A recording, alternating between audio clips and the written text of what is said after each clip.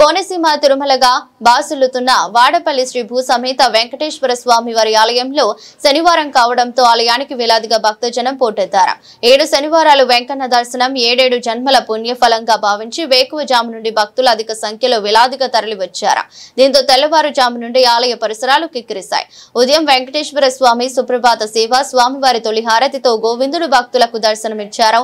భక్తులకు ఎటువంటి ఇబ్బందులు కలగకుండా దేవస్థాన chairman Mudunuri Venkataraju, deputy commissioner Nallam Surya Chakradharrao queue లైన్లను ఏర్పాట్లు చేశారు. చిన్న పిల్లలకు, వృద్ధులకు పాలు, బిస్కెట్లు, మంచినీటి సౌకర్యాలను అందిస్తూ స్వయంగా పరిశీలించి దేవస్థాన సిబ్బందికి, అధికారులకు పలు సూచనలు చేశారు. ओम ह्रीं ह्रीं ह्रीं ह्रीं वेंकटेशाय स्वाहा। ओम ह्रीं ह्रीं ह्रीं ह्रीं ह्रीं वेंकटेशाय स्वाहा।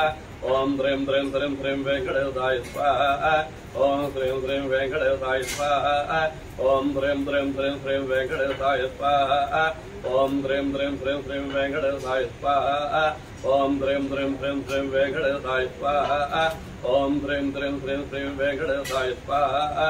ओम ह्रीं ह्रीं ह्रीं ह्रीं वेंकटेशाय